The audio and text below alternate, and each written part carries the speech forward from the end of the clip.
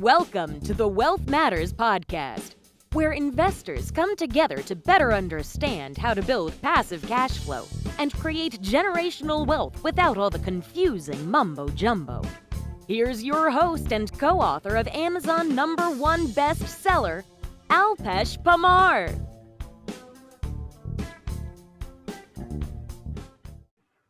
Welcome to Wealth Matters podcast. I have with me Andrew Lanoie. Andrew is the co-founder of Four Peaks Capital Partners. He oversees the company's investor relations and asset management. Previously, Andrew was a talent agent at William Morris for 16 years. So, of course, we'll talk about that as well in the podcast because I do want to know and that would be the focus of the podcast actually, how he moved from being a talent agent to in real estate, right? But in 2009, Andrew started an initiative to acquire single family investments and quickly realized the demand for affordable housing in the US.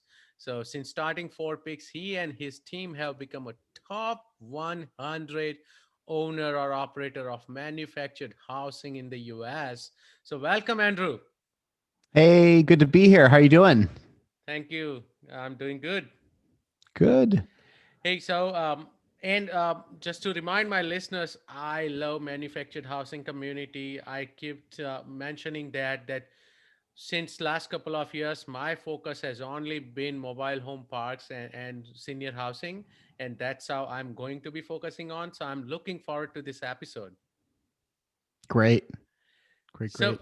Andrew, I kind of already spilled the beans, but tell us something interesting about yourself or funny. I think I already mentioned that you were a talent agent, but who did you work with when you were a talent agent? Yeah, I'll tell you something that I don't talk about too much on podcasts, but even prior to that, when I was in high school, I was in a band with my friends and we ended up putting out a record in high school. It was a cassette. I'm dating myself. And we sold 100,000 records when I was about a junior in high school and got signed Whoa. to a label and toured the country and did all that stuff. And that kind of led me to Los Angeles when I was in my early 20s to work in the music business. Within a couple of years, I got an interview at the William Morris Agency, which is a big talent agency in Beverly Hills. If anyone has seen the show Entourage, we Right. actually had created that show and we Oh, represented really? Mark Wahlberg, who was a client, and the show was about Mark Wahlberg coming up in the industry.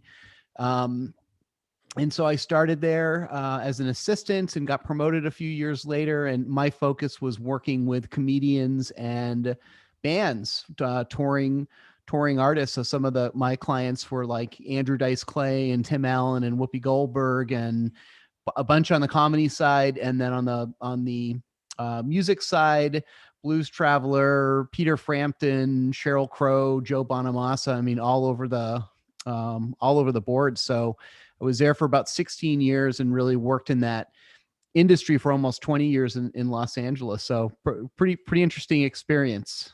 That's crazy. So I'm gonna when I'm in LA, I'm gonna call you because I do wanna meet Sheryl Crow and Mark Wahlberg. Of course, they're waiting for you. Yeah, that's what I thought. But now I can tell because you would not have any trouble finding investors because you'll just call Mark Wahlberg and ask him to invest like 5 million. That's right, or more, or more. Right. But no, this is interesting. When and how did you start investing in real estate then? Yeah, so it was my first investment was around 2009, and basically what happened is I had some friends that were investing in real estate. I kind of started reading books. I read Rich Dad Poor Dad and a million other books, like a lot of us that start that path. Right. And then the subprime crash happened, and my folks who'd been retired and living in Florida, they ended up getting hit pretty hard in the downturn with their life savings, right? They basically raised three kids and lower middle class, and they ended up losing a big portion of their retirement savings. They trusted the financial advisors, and that whole Oh, system worked really hard their lives, and it just didn't go well. And so that was my kind of my big eye-opening, how the heck does that happen? and I've got all my money in a 401k, and I'm a, high W-2 earner and the whole thing. Right. So ended up reading a lot and getting around some mentors and some other groups that were talking about real estate investing. And I started buying single family houses in Dallas, Texas in 2009, which, hindsight's always 2020, right? Right. And they were great deals. And, I was buying $125,000 houses that were renting for 15 or 1600 bucks. And Right. it worked all day long. And my model was always cash flow because, as real estate investors, you always look at, you look in your backyard, right? Of Yes. you look for deals. And so I lived in Los Angeles and I was like, well, why doesn't anything They cash never flow work. here? They Yeah, it never just doesn't work. work. Because So if you're I'm going to, in San Francisco Bay Area, right? So, and I invest yep. out of state only Yeah. because it doesn't So in work the for Bay us. Area, you could buy a piece of property and hold it for 10 or 20 years and you double it or triple it, but you Right. wouldn't really make it cash flow. So No. I went in with the approach of, well, anything I'm going to buy has to cash flow. And I wasn't really worried about the appreciation side of it. But Right. boy, 5, 6, 7 years later in Dallas, Texas, that Oh market yeah. went through the roof and did appreciate. And, Doubled. and so did the property taxes increased a lot along the way and things like that. But boy, what a great market to invest in, just in general. So much growth there too, right? Yes. Oh yeah. I love Dallas market. Yeah. So, what was the then catalyst behind you becoming full-time real estate investor? Yeah, great question. So it really was, I had this career in the music business. It was a great, overall just a great career, but I didn't want to be in that business forever. And back to kind of my earlier days, it was really more built to be an entrepreneur, I think. But I, ended up getting this great corporate gig, which really was a great gig. It just was corporate. It's almost the golden handcuffs, right? Right. Um, and so it's at some point, once I kind of got the bug with real estate, I said, well, I'm going to put together a plan and I'm going to exit out of here. And I think I gave myself 5 years. I think I did it just at about 4 years or something like That's that. But, awesome. it was just like anything else. You're working, it was a pretty heavy duty job. You're working 60, 70, 80 hours a week. And so Right. on top of that, you're doing all the real estate investing in the mornings and nights and weekends. And so it was definitely kind of put your head down and buy assets and figure out how to invest. And so I think I really wanted to exit out of corporate America and start doing real estate investing full time. So I knew it wouldn't happen overnight, but I knew if I bought enough income producing assets, it would get me there. So that was kind of the plan. So, a couple of things you mentioned, and I'm very interested into that. Is that success does not happen overnight, or you cannot just get out of corporate world overnight. It's real estate is not a get rich quick scheme, right? People need Right. to realize you got to be in the long haul, right? And I'm glad that you mentioned that. But I want to peel the onion, right? So I want to know, when you mentioned you put out the plan, what was that process like when you were, figuring out the plan, and how did you plan that out that in 5 years I'll be out of this job? Yeah. So it really started with the goal was to try to replace my income from the agency with cash flow. And so I knew I had to buy a lot of houses. 2009 and 10 and maybe 2011, I had focused on Dallas. Even in 2011, the prices in Dallas had already started to increase. And remember that time too, there was so much what I think what they called shadow inventory, which just Yes. means that the adjustable arms on the mortgages that people Yes. got into and realized a year later or 2 years later they couldn't afford those. All of those went back to the bank. So there was this huge glut of inventory in these markets. I mean, all over the United States. So at some point, the inventory started to get chewed through. And also the prices started to increase. So that $125,000 house, maybe in a couple of years, was now at 160 or 170 or something like that, which still could work, but you had more people chasing those investments. So Yes. at some point I ventured out into Memphis. That was another market I made quite a few investments in. Good cash flow market, never really had great appreciation, but Nope. good cash flow. And then Atlanta was the third and had some partners who moved there and kind of set up shop. And we were doing everything prior to that was all buy and hold. And then we started doing turnkey investments. Okay. and some flips, some buy and hold there. But in Atlanta, we were buying, C-class stuff, south side of town near Okay. the airport and Okay. that I know. part. I love Atlanta market and I still own a couple of Yeah. duplexes. And so that was probably 12 and 13, 2012 Okay. and 13.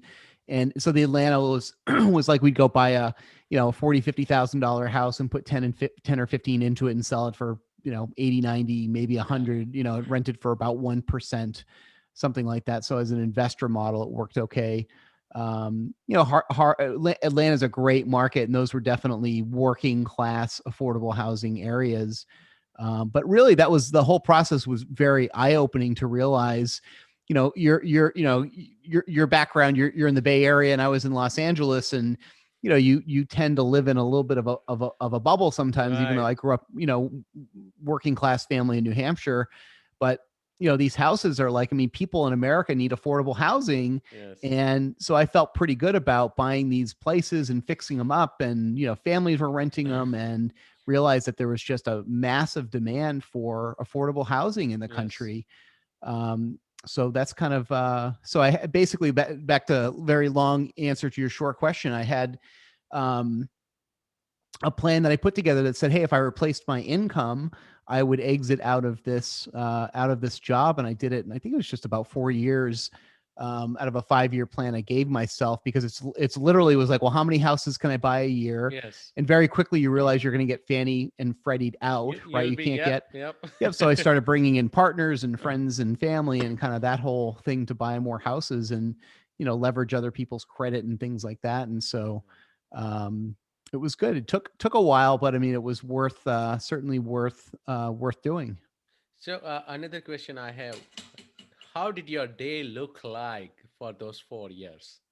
Right, because you were still working in your corporate job. Yeah, I mean, it was definitely there were rough days. So the just on the at the talent agency, I was probably putting in, I'll just say as a range, 50 to, let's just say 50 to 70 or 80 hours a week. So that Wow. means you're in the office for a big chunk of time during the day, and they're busy days. You're dealing with crazy clients and unrealistic expectations, and 1,000 emails coming in, 100 calls going in and out. And then you're at dinners and lunches and shows and concerts and all that stuff and travel. What I would literally have to do is just wake up early and have an hour or two focused on the real estate side, whether I was looking at deals or I was, looking at my portfolio, and same thing with nights. And then weekends were spent, a lot of that were spent on the real estate side. So I definitely made it work. That's not really sustainable, but I think if you've Right. got a plan that says, hey, I'm going to spend 5 years doing this, and as you're acquiring assets and you're seeing cash flow come in, it's exciting, right? You're building, Right. you're making some mistakes, and thankfully there wasn't enough big mistakes that ended up sinking the ship, but everything I was buying ended up doing really well and performing. But sometimes you're like, maybe I won't buy in that neighborhood again, things like that. Right. Um, but it was a hard 4 years, and Right. I went through a divorce, and I mean, Oh. just a lot of stuff that happened. But I did realize, like, this is really what I wanted to do, was be a real estate investor and providing housing, and I just loved all of it. And so, but hard, it was really hard to do. But that's the challenge, and also personal development was a big part of that. I really Yes. went down the rabbit hole with a lot of personal development. So you're trying to get better as a person, and all of those things. But I probably couldn't have done that for 10 years, and I'd say 4 years was probably pushing it with just maximum capacity. Oh, that's great. So then, how did you end up with manufactured housing community? What was your first MHC deal? Yeah, so I think around 2013 I left the agency, and at that time I was no longer buying any single families. Everything wasn't penciling out. There was too much competition. The cap rates have compressed. All the stuff that happened in a lot of other asset classes during Right. that time, multifamily certainly. And I had a friend who had been buying mobile home parks and took a look at that model, took a look at other businesses and other commercial real estate, and it kind of goes back to the affordable housing piece. I mean, through the houses that I purchased, I realized, there was just a huge demand. So when I really dug into manufactured housing and mobile home parks, I realized, hey, this is a pretty big opportunity. So started to put the companies together 2014. Our first acquisitions were, I think, late that year, maybe.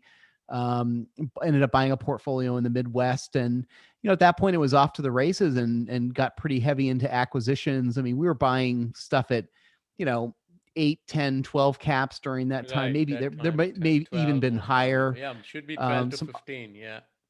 Yeah, it just depends, but somewhere in that neighborhood. And so once I really figured out the model, that was the singular focus. It wasn't to be diversified into three different asset classes, just like single families. Like that was my model, was single family. So I understood the market. Even though I was in three markets, I understood the asset class.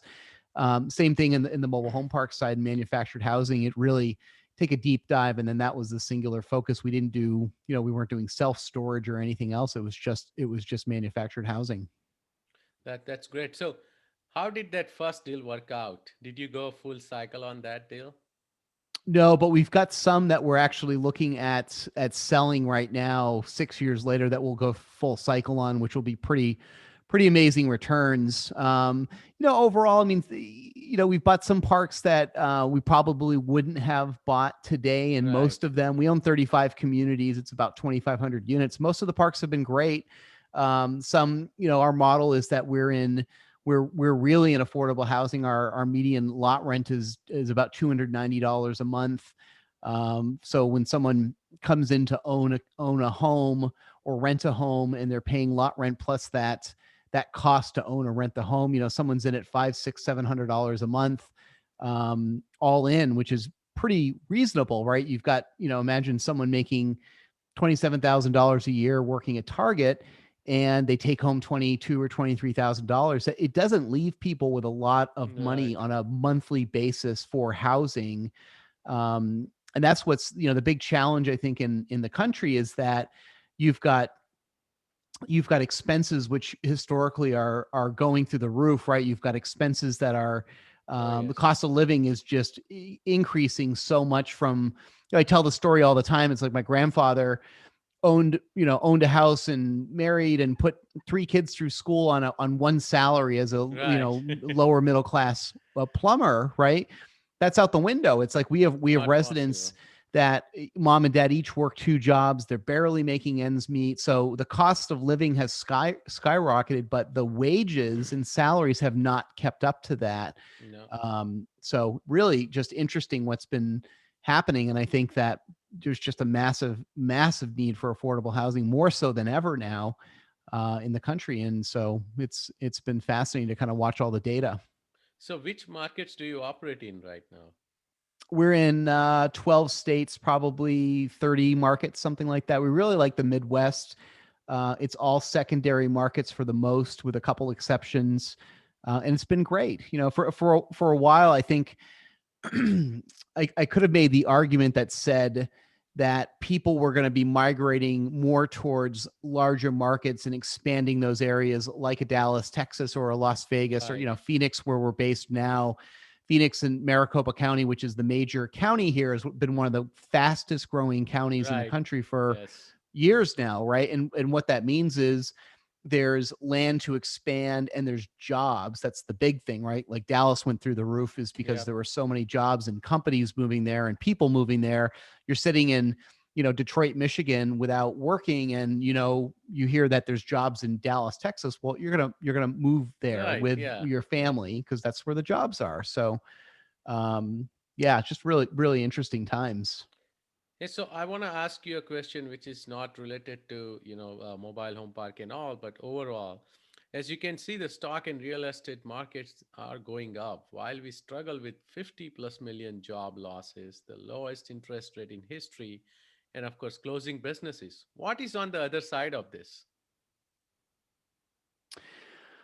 Well, it's a really interesting question. I think it's pretty complex, but so I think Ken McElroy. He's a close Yes. friend of mine. Ken thinks that there's going to be a correction happening this year. There's a huge number of single family mortgages that are 90 days plus delinquent. I don't know what the data is now. It was 3 or 4 million months ago.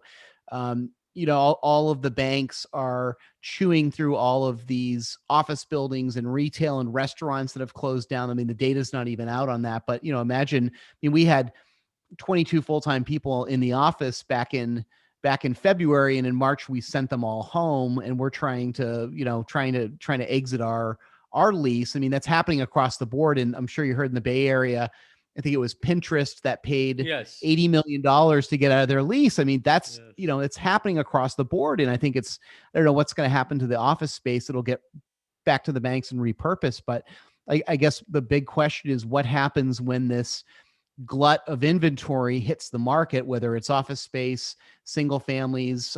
We're at an all-time high in real estate for the most part. We haven't had a correction since the subprime crash. Nope. Interest rates are all-time low. Stock market's at an all-time high. I mean, it's probably getting held up by magic or something, but I don't get it. Yeah, that's a whole other podcast, right? Right.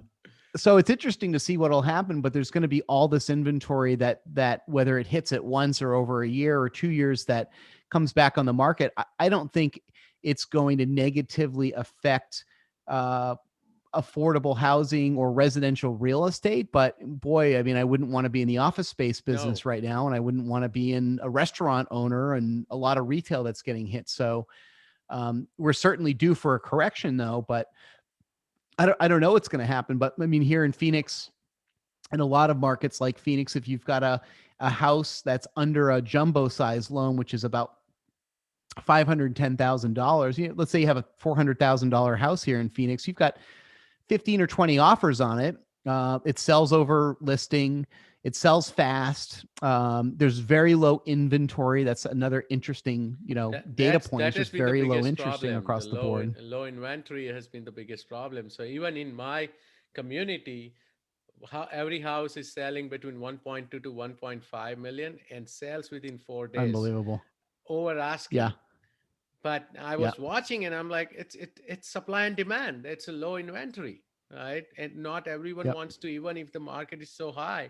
I'm not going to sell my house and move with COVID all around. Why would I move if I'm not forced to move? Right. So it's it's supply and demand. But I don't know what's on the other side. I just saw that Biden or President Biden is going to unveil the new stimulus plan. And now they're saying eviction moratorium till September. What do you think about that? I think we're going to see an amazingly large percentage of businesses go under. Period. Right. I mean, I think Yelp had some survey that said 60% of restaurants were done. I don't know who has this information or if it's been populated yet, but I think part of Biden's plan says that he wants to raise.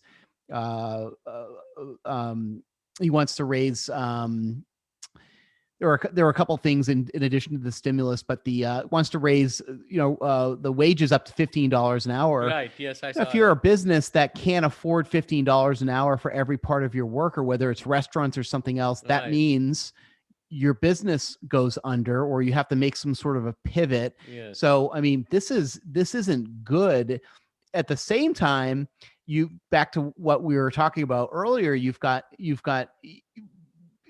just through the roof expenses over time. They say the cost of it's 3% for the cost of living, right? That increases, which doesn't include food or energy, and wages have been somewhat stagnant. So there's no real easy answer for this. You can't just say, well, we're going to increase the minimum wage and that's going to solve everything. Well, you're going to put a bunch of businesses under.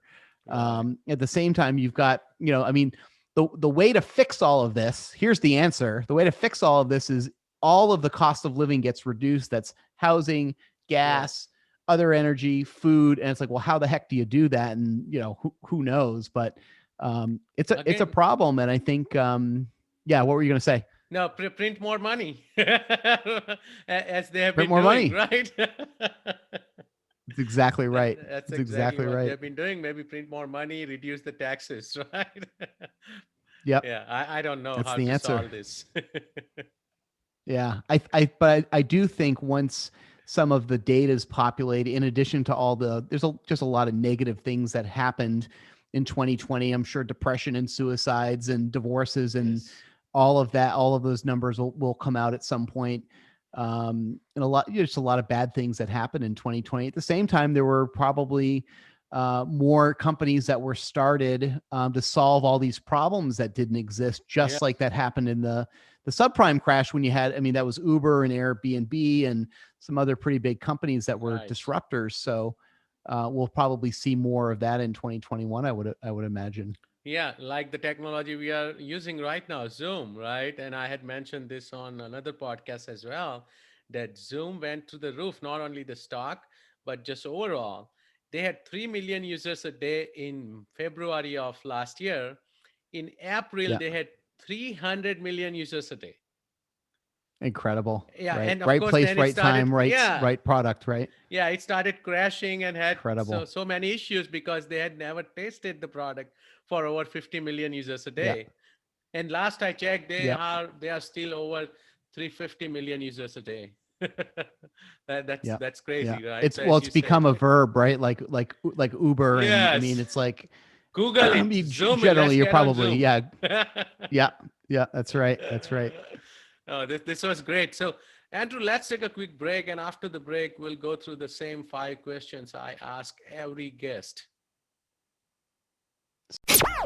You're listening to the Wealth Matters Podcast. The Wealth Matters Podcast. For more info about what we do, check us out at wealthmatters.com. It's wealth, WEALTH, matters, MATRS.com. Welcome back to Wealth Matters Podcast. Our guest today is Andrew Lanoie, and we spoke about how he moved from being a talent agent to one of the top 100 operator of manufactured housing. Andrew, are you ready for 5 round? I'm ready as I'll ever be. Would you be changing any business or investment strategy after coronavirus is over? I think maybe not necessarily business, but certainly processes and even, we were talking about the office space in general. I mean, I think it's gonna. I've got a good friend, Patrick Donahoe, who's in Salt Yes. Lake, who Speak. was telling me that their lease is up at some point this year, and they're dramatically downsizing because everyone's working from home, and just how much money that potentially saves. And I think people are going to start to tend to go towards more flex space and big open space that people can share Yes. offices and things like that. So we'll probably be doing something similar to that. I think the work from home thing's gonna stay with us for a while, and maybe it's just more we still need in-person meetings with culture and that Yes. side of the business, but I think the work from home thing is going to be here to stay. That's great. Favorite real estate or finance or any other related book? Yeah, I mean, personally, I think all of Ken McElroy's books are amazing. He's got the ABCs on real estate investing, and Yes. he's got an advanced version. And I think Ken's got, I don't know, 7 or 8 or 9 books out. I mean, Rich Dad, Poor Dad. It's Right. hard to, it's so simple. It's so brilliant in how simple it is.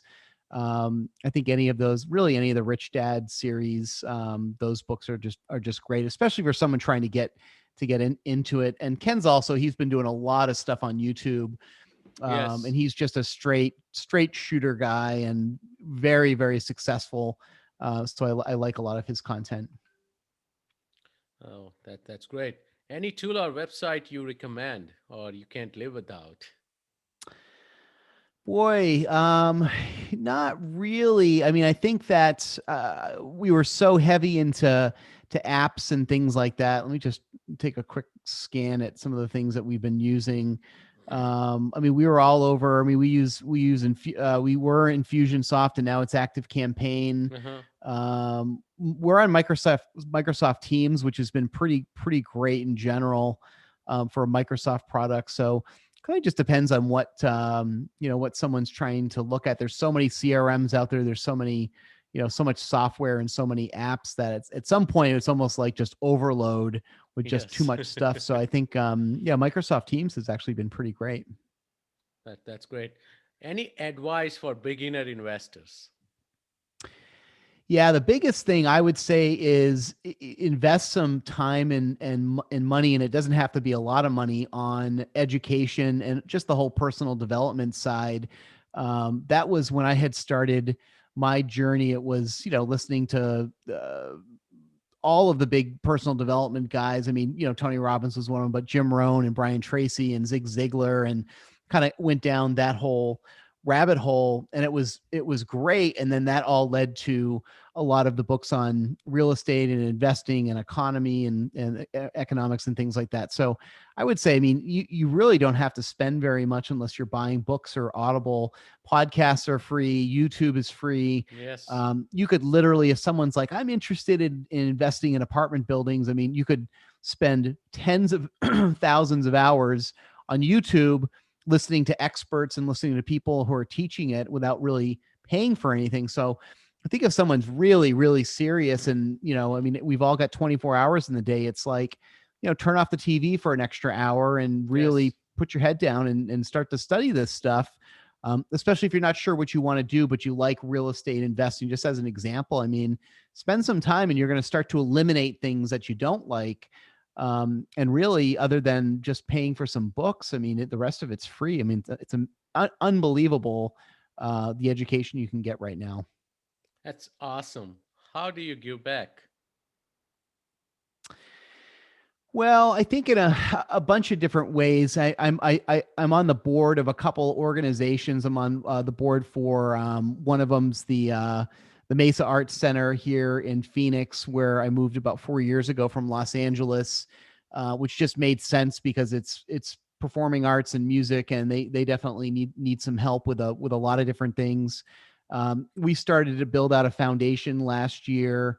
My partner Mike, Mike and myself, and we got tabled for a couple different reasons, but eventually that's going to get rolled out probably this year. And the whole purpose is for to help some families that are in the U.S. that are going through some hard times, and whether we give them, give away a house or help with some funding for parts of their life. That's something that we've been working on.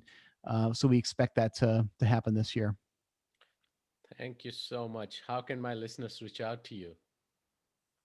Yeah, probably the best way. So at the company, it's fourpeakspartners.com, and that's FOUR peakspartners.com. I have a podcast called The Impatient Investor, and that's theimpatientinvestor.com. And those are probably the two best ways to get a hold of me.